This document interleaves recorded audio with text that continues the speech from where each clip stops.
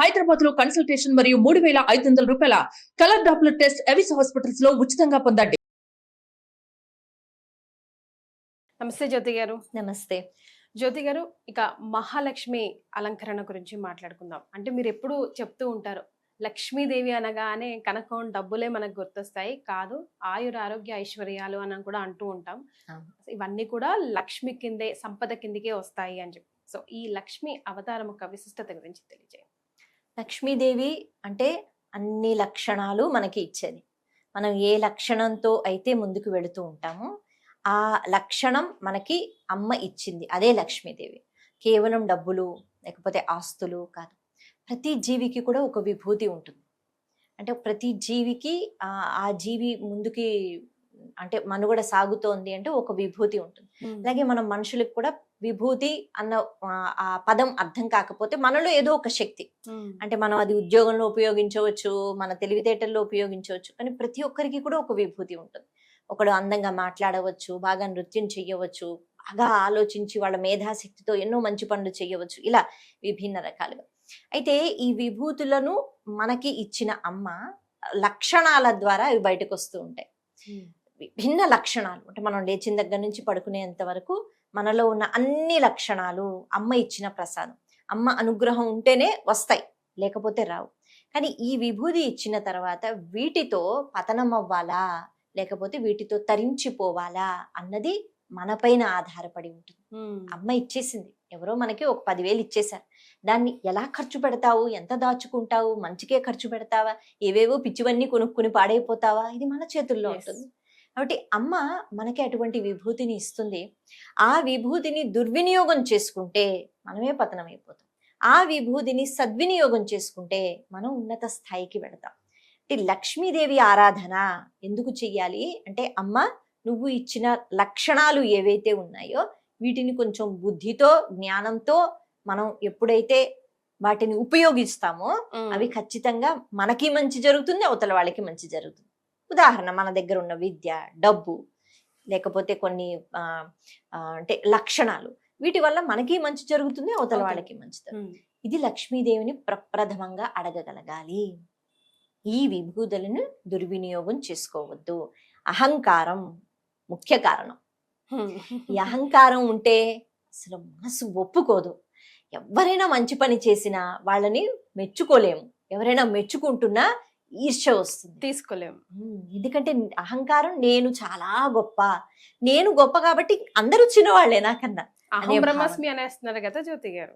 అహం బ్రహ్మాస్మి తత్వం వేరు, నాలో దేవుడు ఉన్నాడు అంటే నా ప్రవర్తన ఎలా ఉండాలి, అంతే కదా. మీకు ఒక ఉన్నత పదవిని ఇస్తే చాలా జాగ్రత్తగా కూర్చుని అందులో ఉద్యోగం చేసుకోవాలి, లాంటి వాళ్ళన్నా బాగుంటది కదా. అవును.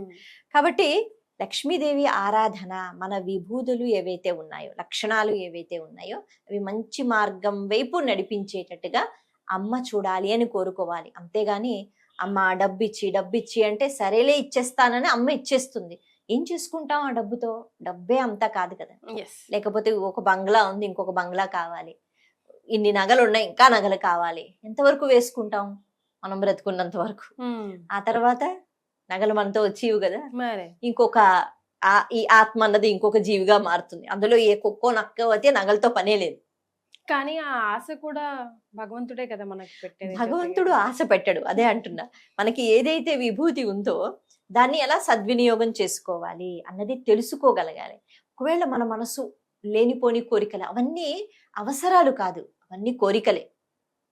నాకు ఉద్యోగం రావాలి ఎందుకంటే నేను నా కుటుంబ పోషణ చెయ్యాలి, అది అవసరం, కోరిక కాదు. నాకు పిల్లలు కలగాలి, నాకు సంతానం కలగాలి, అది అవసరం, కోరిక కాదు.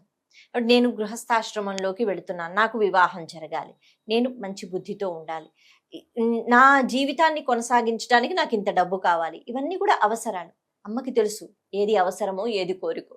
కాబట్టి మనం కోరికలు కోరుతూనే ఉంటాము, ఎంత అవసరమో అన్నది అమ్మకి తెలుసు. అది హద్దుమీరి మనం ప్రవర్తిస్తూ ఉంటే అమ్మ మన దగ్గర ఉండదు.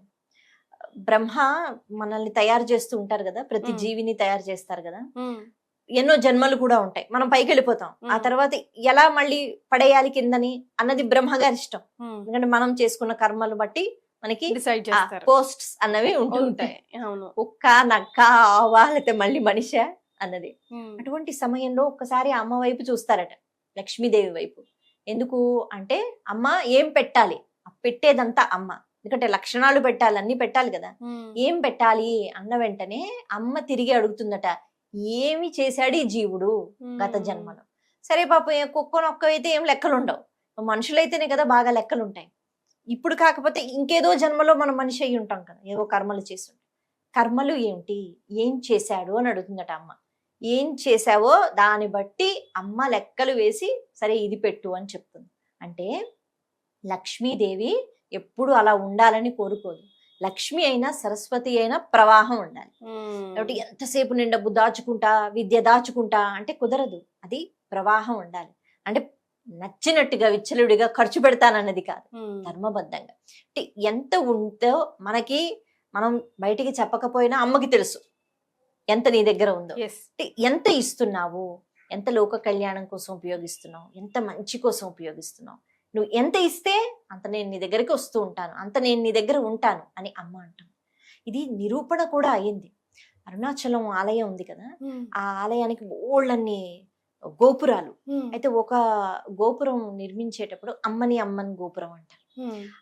ఆ భక్తురాలు, ఆమె దగ్గర డబ్బులు లేవు కాబట్టి ఆవిడ ఒక మంచి గోపురం కట్టిద్దాం అనుకుని అందరినీ చందాలు అడుగుతుంటే ఎవరు ఇచ్చేవారు కాదట, నువ్వేమిటి కట్టిస్తావని.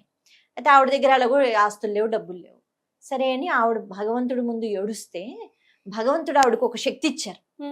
ఆవిడ ఎక్కడికి వెళ్ళి అంటే ఇప్పుడు నా దగ్గరికి వచ్చి నాకు కొంచెం ధన సహాయం చేయండి అంటే, మా దగ్గర ఏమీ లేదు అంటే, లేదు మీ దగ్గర ఇన్ని డబ్బులు ఇన్ని పైసలు ఇవి ఉన్నాయి కదా, దీనికి ఇది పోగా ఇది ఉంటుంది కదా, ఆ మిగిలింది నాకు ఇవ్వండి అని ఆవిడ చెప్పేదట ప్రతి ఇంటికి వెళ్ళి. అప్పట్లోనే, ఇది ఎప్పుడో కాదు, కలియుగంలోనే కదా. అలా ఆవిడ ఎవరి దగ్గర నా దగ్గర డబ్బు లేదు అని అనడానికి భయపడేవారట. మా 3 రూపాయలు ఉంటే రూపాయి అయినా ఈవిడికి ఇచ్చేద్దామని. ఆవిడకి ఆ శక్తిని భగవంతుడు ఇచ్చాడు. మన దగ్గర ఎంత ఉంది, మనం అబద్ధాలు ఆడతాం, భగవంతుడికి తెలుసు ఎంత ఇవ్వగలం, ఎంత శక్తి వరకు మనం ఇవ్వగలం భగవంతుడికి తెలుసు. అది నువ్వు పాటించలేదా లక్ష్మీదేవి ఉండదు. అలా చెయ్యగలగాలి, మనసు ఒప్పాలి. అప్పుడు అంతా నాది అనే భావన నుంచి బయటికి వెళ్ళాలి. అమ్మ నాకు ఇచ్చింది, నేను పంచి పెడతాను. ఆ భావన రావాలన్నా మళ్ళీ లక్ష్మీదేవినే మనం అడగాలి. కేవలం లక్ష్మీ స్వరూపాన్ని చూసిన వెంటనే ఆ కాసులు అలా పడిపోతుంటాయి అమ్మవారి చిత్రపటం నుంచి. ఇంత బంగారం వచ్చేస్తే ఆనందం ఉండదు. తృప్తి అన్నది ఒక అద్భుతమైన లక్షణం. కాబట్టి మనం చూస్తూ ఉంటాము, మనం అంటే మన జీవితంలో చాలా మందిని చూస్తుంటాం, మనకన్నా కష్టాలు అనుభవిస్తూ ఉంటారు, మనకన్నా చాలా తక్కువ స్థాయిలో పాపం బ్రతుకుతూ ఉంటారు. వాళ్ళని చూసినప్పుడు వీళ్ళు ఎలా ఉంటారు ఆనందంగా అని అనుకుంటాం, కానీ వాళ్ళు నిజంగా మనకన్నా ఆనందంగా ఉంటారు. కారణం ఏంటంటే వాళ్ళకి తృప్తి ఉంది. కాబట్టి అమ్మని చూసిన వెంటనే ఆ తృప్తి అన్నది అలవాటు చేసుకోగలగాలి, తృప్తి ఉండాలి. ఈరోజు రూపాయి ఉందా, రూపాయి అయినా ఉంది కదా, ఈ రూపాయితోనే నేను గడుపుతాను అన్న తృప్తి ఎప్పుడైతే ఉంటుందో అప్పుడు మనకి ఎన్ని కష్టాలు ఉన్నా వాటి నుంచి బయటపడగలం. అటువంటి సహాయం అమ్మ చేస్తుంది. అందుకే లక్ష్మీదేవి మనలో ఉన్న లక్షణాలతో మనం పాడైపోకుండా చూస్తూ ఉంటుంది.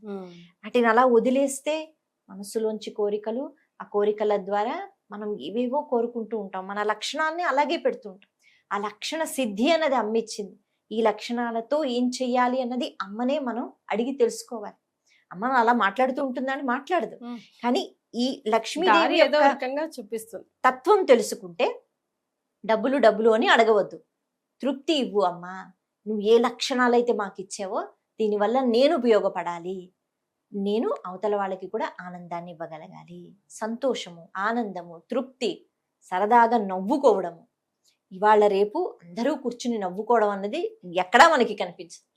ఇలా కూర్చున్నామంటే నా కష్టాలు నేను, మీ కష్టాలు మీరు, అంతే కదా. అంతేనండి, మనకు అన్ని కష్టాలే గుర్తొస్తాయి. ఎందుకంటే అంత సరదాగా ఉంది, సీత కష్టాలు సీతకి, పీత కష్టాలు అంతే. కాబట్టి మన దగ్గర ఉన్న మంచి గురించి, ఎందుకంటే మనకి తృప్తి లేదు కదా. ఈ రోజు ఇలా అయింది చూసావా అంటాను నేను, అవునండి మా ఇంట్లో ఇలా జరిగింది చూసారా అంటాను. దీనికి ఆ తృప్తి లేదు కాబట్టి మనకి అన్ని కష్టాలే. మరే కాబట్టి తృప్తితో ఆనందంగా నవ్వుకోగలిగితే అది లక్ష్మీ కటాక్షం. వీటిపైన దృష్టి పెడితే ఈ నవరాత్రుల్లో లక్ష్మీ అనుగ్రహం మనం ఆ రకంగా కోరుకున్నట్టు అనమాట. ఇంకంతకన్నా ఆనందం ఇంకేముంది. చాలా సంతోషం అండి, ధన్యవాదాలు.